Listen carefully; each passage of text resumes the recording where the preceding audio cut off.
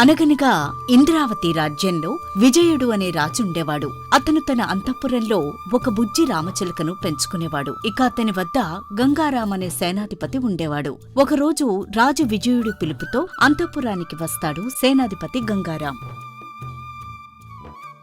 మహారాజు గారికి జయము. ఏమైంది మహారాజా? ఈ రోజు మీరు నన్ను పిలవడానికి ప్రత్యేకమైన కారణం ఏమైనా ఉందా?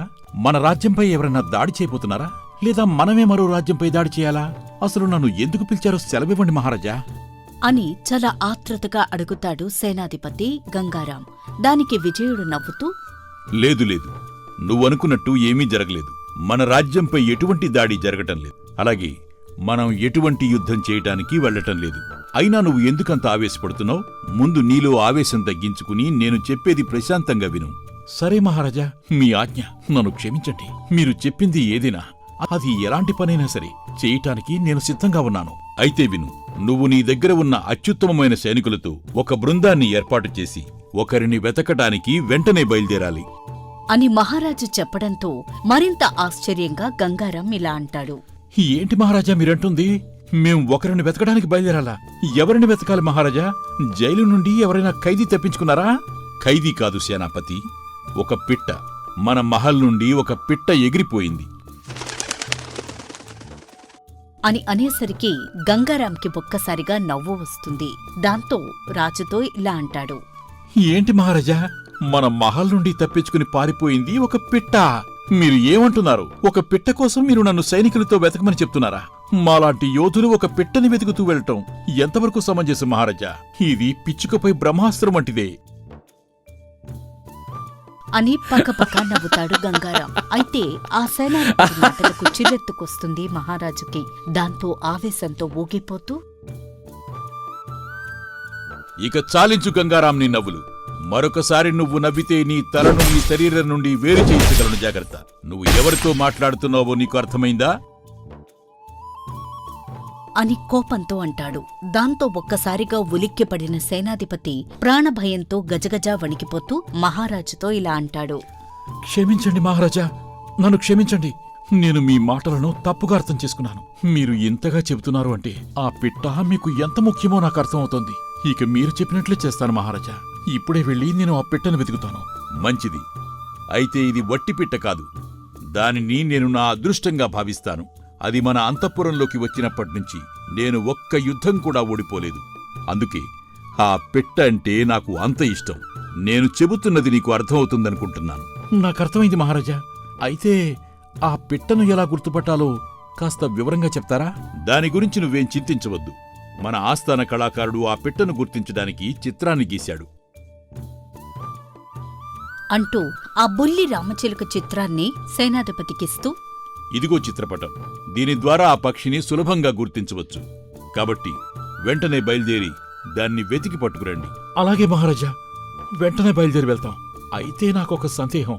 ఆ పిట్ట ఇప్పుడు ఆకాశంలో ఎక్కడో ఎగురుతూ ఉండి ఉండొచ్చు. మరి భూమి మీద ఉండే మన సైనికులు ఆ బుల్లి పిట్టను ఎక్కడని ఎలాని వెతుకుతారు అని అనుమానంగా అడుగుతాడు గంగారాం. అయితే దానికి విజయుడు విసుక్కుంటూ, అది నా బాధ్యత కాదు. మీరు ఏం చేస్తారో నాకు తెలీదు.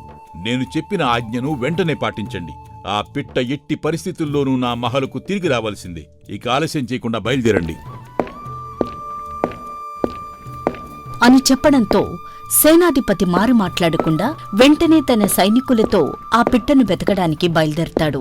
మరోవైపు రామలింగం అడవిలోకి వెళ్లి మళ్లీ కట్టెలు పోగేస్తూ ఉంటాడు. నేను రోజంతా కష్టపడితే గాని నా కుటుంబాన్ని పోషించడానికి కావలసిన ధనం సంపాదించలేను. కానీ ఏం చేస్తాను? ఇప్పుడు మా గ్రామంలో ఎవరూ కూడా నా కట్టెలు కొనటం లేదు. అందరూ వంటకు ఆవు పేడతో చేసిన పిడికలనే వాడుతున్నారు. దానివల్ల నేను క్రమంగా చాలా పేదవాడినైపోతున్నాను. ఇప్పుడు నేను ఎలా బ్రతకాలో కూడా నాకు అర్థం కావటం లేదు.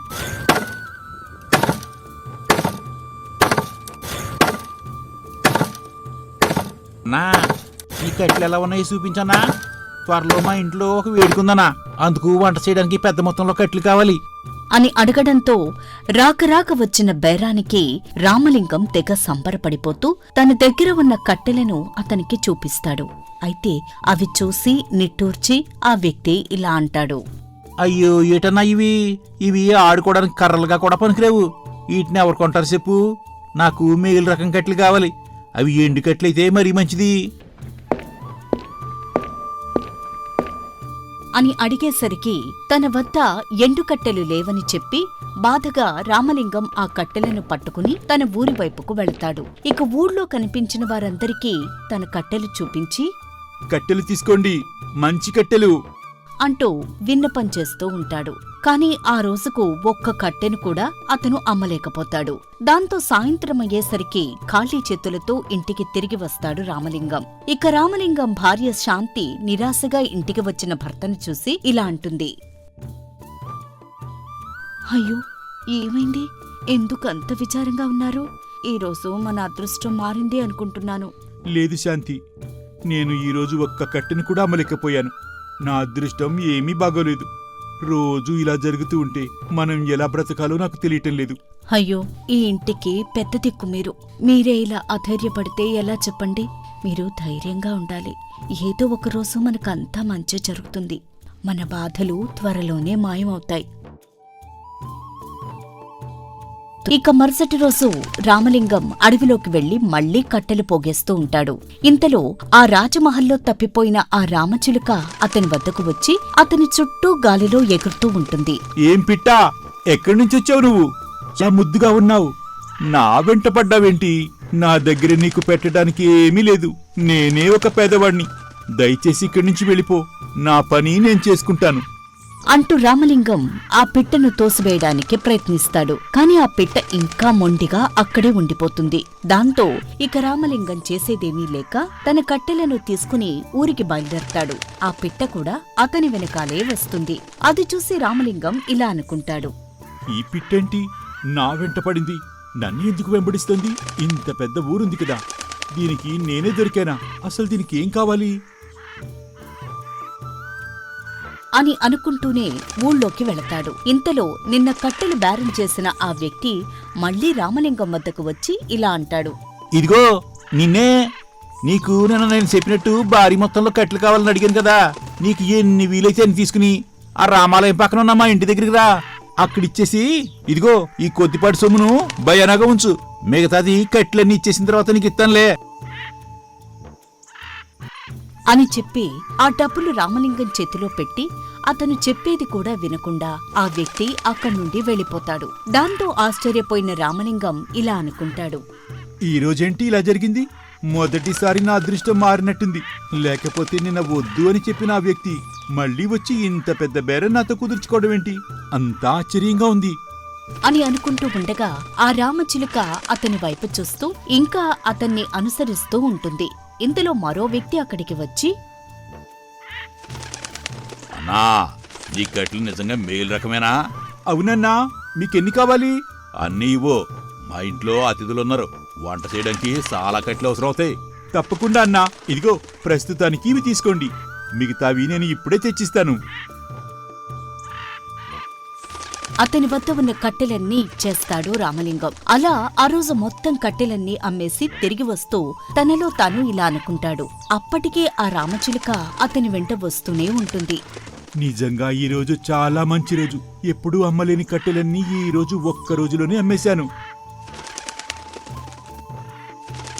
అని చాలా సంతోషంగా ఇంటికి చేరుకుని భార్యకు జరిగిందంతా వివరంగా చెప్తూ ఇలా అంటాడు. శాంత, ఈ రోజు నుండి మన జీవితం మారిపోనుంది. నువ్వంటూ ఉంటావే మనకు అదృష్టం కలిసి వచ్చే రోజు వస్తుందని, అది వచ్చేసింది. హా, ఏమైందేమిటి? ఎన్నడూ లేనిది ఈరోజు చాలా సంతోషంగా ఉన్నారు మీరు. ఈ రోజు మాత్రం నేను ఇప్పటి వరకు తీసుకువచ్చిన అన్ని కట్టెలను అమ్మేయగలిగాను. ఇంక రేపు పొద్దున వెళ్లి మరికొన్ని కట్టెలు కూడా తీసుకువచ్చి ఇవ్వాలి. నా దగ్గర నుండి కొనుగోలు చేయడానికి చాలా మంది సిద్ధంగా ఉన్నారు. అవునా? మంచి శుభవార్త చెప్పారు. మొత్తానికి ఇన్నాళ్లకి ఆ దేవుడు మనల్ని కరుణించాడన్నమాట. అవును, ఇక ఈ రోజు రాత్రి మనం అన్నం ప్రశాంతంగా తినవచ్చు అని చాలా సంతోషంగా ఉన్న భర్త చుట్టూ తిరుగుతున్న ఆ రామచిలుకను చూసి శాంత ఇలా అడుగుతుంది. అవును, ఇంతకీ ఈ రామచిలుకేమిటి? ఇదెందుకు మీ చుట్టూనే తిరుగుతోంది? నేనెప్పుడూ ఈ వింత చూడలేదు. అవునవును, నేను కూడా గమనించాను. ఇది ఎంతో ప్రత్యేకంగా ఉంది. ఇది అడవిలో నుండి నాతో పాటు వస్తూనే ఉంది. నేను ఎంత వద్దు వద్దు పో అంటున్నా కూడా వినకుండా నా వెనకాలే వస్తుంది. సరేలే, దానికి మనం ఒక పండు ఇస్తే అది కూడా మనతో పాటే ఉంటుంది కదా అని వదిలేశాను. అంటే ఈరోజు ఈ పిట్ట మీతో రావడం మన అదృష్టానికి కారణమైందేమో. ఇది మీరు గమనించారా? ప్రతిరోజు మీరు వెళ్లేటప్పుడు ఎవ్వరూ మీ దగ్గర కట్టెలు కొనేవారు కాదు. కానీ ఈ రోజు ఈ పిట్ట మన దగ్గరకొచ్చినప్పటినుంచి మీ దగ్గరున్న కట్టెలన్నీ అమ్ముడైపోయాయి. అంటే మనకు వచ్చిన అదృష్టం ఈ రామచిలుక మనతో ఉండడం వల్ల కలిసి వచ్చినట్టుంది. అవునవును, నువ్వు చెప్పేది నిజం కావచ్చు. ఆలోచిస్తే ఈ పిట్ట వల్లే మనకు అదృష్టం కలిసి వచ్చింది అని నాకు అనిపిస్తోంది. ఇంకా ఎప్పుడూ ఈ పిట్టను నేను వదిలిపెట్టను. రామలింగం ఆ రామచిలుకను తన చేతి మీదకు తీసుకుని ఒక జామకాయను దానికి ఆహారంగా అందిస్తాడు. దాంతో ఆ రామచిలుక ఎంతో ప్రేమగా అతనితోనే ఉండిపోతుంది. ఈ పిట్ట ఎంతో అందంగా ఉంది కదూ, పైగా చాలా ప్రేమగా కూడా ఉంది. అవును శాంత, ఇది చాలా అందమైంది కూడా. నేను దీన్ని చూడటం నా అదృష్టం అంటూ దాని తలపై నిమురుతాడు. ఇంట్లో రాజుగారి ఆదేశంతో ఆ రామచిలుకను వెతకడానికి వచ్చిన గంగారాం బృందంలోని ఒక సైనికుడు అక్కడకు వచ్చి రామలింగం చేతిలో ఉన్న ఆ పిట్టను గుర్తించి రామలింగం వద్దకు వచ్చి ఇలా అంటాడు. ఇదిగో ఇదే ఆ పిట్ట. రాజుగారి అంతఃపురం నుండి తప్పించుకొచ్చిన ఆ రామచిలకిదే. అచ్చం రాజుగారిచ్చే చిత్రపటంలో ఉన్నట్టే ఉంది అని అనడంతో ఆ మాటలు విన్న రామలింగం ఒక్కసారిగా హడలిపోయి ఆ చిలుకను తిరిగి పంపడం ఇష్టం లేక ఆ సైనికుడితో ఇలా అంటాడు. ఈ రామచిలిక నాది. ఇది నా అదృష్టం. ఇది మీ రాజుగారిది కాదు. మీరు పొరపడుతున్నారు. మీరు ఏం చెప్పినా మేం రాజుగారి ఆజ్ఞతో ఇక్కడికి వచ్చాం. కాబట్టి ఎట్టి పరిస్థితుల్లోనూ నేను ఆ పెట్టను రాజుగారి ముందు ప్రవేశపెట్టాలి. కాబట్టి మీరు దయచేసి ఆ పెట్టను మాకు ఇవ్వండి. నేను చెప్పేది మీకు అర్థం కాలేదనుకుంటా. మీరేమో ఈ పెట్టను తీసుకువెళ్ళాలి అంటున్నారు, నేనేమో ఇది నా పిట్ట అంటున్నాను. కాబట్టి ఈ వివాదం పరిష్కారం అయ్యే వరకు దీన్ని నేను మీకు ఇచ్చేదే లేదు. రాజాజ్ఞ మేరకు ఈ పెట్ట మీరు ఇవ్వాల్సిందే, లేదంటే పరిణామాలు చాలా తీవ్రంగా ఉంటాయి. మీరు ఏం చేసినా ఈ పిట్టను నేను ఇవ్వను. ఇది నా దగ్గరే ఉంటుంది. మీరు ఏం చేయాలనుకుంటే అది చేయండి. అలా మొండిగా రామలింగం అనడంతో ఆ సైనికుడు అక్కడి నుండి వెనుతిరిగి సేనాధిపతి గంగారాం వద్దకు వచ్చి జరిగిందంతా చెప్తాడు. సేనాధిపతి గారు, ఆ పెట్ట రామలింగం అని కట్లమ్మేవాడు ఇంట్లో ఉందండి. కానీ అతను దాన్ని ఇవ్వనంటున్నాడు. అవునా? కానీ నేను ఎట్టి పరిస్థితుల్లోనూ ఆ బుల్లిపిట్టను రాజుగారి మహల్కు చేర్చాలి, లేదంటే మన ప్రాణాలకే ప్రమాదం. పదండి వెళదాం. రాజాజ్ఞను ధిక్కరిస్తే ఏం జరుగుతుందో మనం అతనికి చూపిద్దాం అని గంగారాం తన సైనికులతో రామలింగం ఇంటికి చేరుతాడు. రామలింగం, ఈ పిట్టను నాకిచ్చేయాలి నువ్వు. ఇది రాజుగారికి అవసరం, లేకపోతే నీకు ఇబ్బందులు ఎదురవుతాయి. ఏంటి, నా పిట్టను తీసుకెళ్ళాలి అంటారా? రాజాజ్ఞ ఉంటే ఏంటి? ఇది నేను పెంచాను. ఇది నాకు అదృష్టం తెచ్చింది. నేను ఇవ్వనుగాక ఇవ్వను.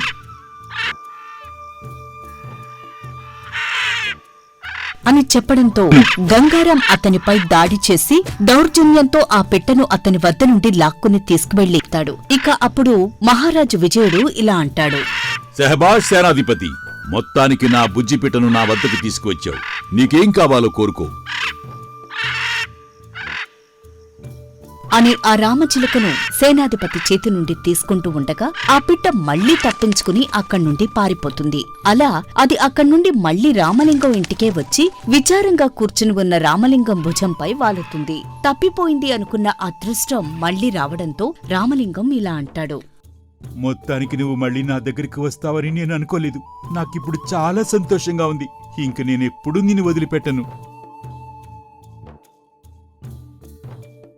అంటూ దాని తలపై నిమురుతాడు రామలింగం. అయితే దాన్ని వెంటాడుతూ వచ్చిన గంగారాం అక్కడ జరిగింది వచ్చి రాజుగారికి వివరంగా చెబుతాడు. మహారాజా, నేను ఆ చిలకను తీసుకురావడానికి చాలా ప్రయత్నించాను. కాని అది ఎందుకో మన అంతఃపురంలో కంటే అక్కడ ఉండటానికే ఎక్కువ ఇష్టపడుతోంది. అందుకు దాన్ని మళ్లీ నేను తీసుకురాలేదు అని చెప్పడంతో మహారాజు ఆలోచనలో పడతాడు. ఇంతలో అప్పటి వరకు ఇదంతా గమనిస్తున్న రాజగురువు రాజువద్దకు వచ్చి ఇలా అంటాడు. మహారాజా, మీ బుల్లిపిట్ట స్వేచ్ఛను ఇష్టపడుతోంది. అది అన్ని సౌకర్యాలు ఉన్న ఈ అంతఃపురంలో కంటే స్వేచ్ఛగా ఎగురుతూ తనపై ప్రేమను చూపిస్తూ ఎప్పుడూ తనని కనిపెట్టుకుని ఉండే వ్యక్తినే అది ఎక్కువగా ఇష్టపడుతోంది.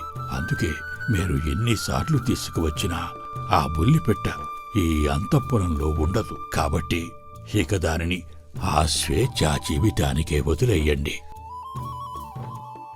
అని రాజగురువు చెప్పడంతో అసలు సంగతి అవగతం చేసుకున్న విజయుడు ఇక ఎప్పుడూ ఆ రామచిలుక గురించి ఆలోచించలేదు. ఇక మరోవైపు ఆ బుజ్జిపిట్ట రామలింగానికి తోడుగా ఉంటూ రోజూ అతనితో పాటు స్వేచ్ఛగా అడవిలోకి వెళుతూ నచ్చింది తింటూ అతని పాలిట అదృష్టదేవతగా మారి అతని జీవితంలోని కష్టాలన్నీ తొలగిస్తుంది.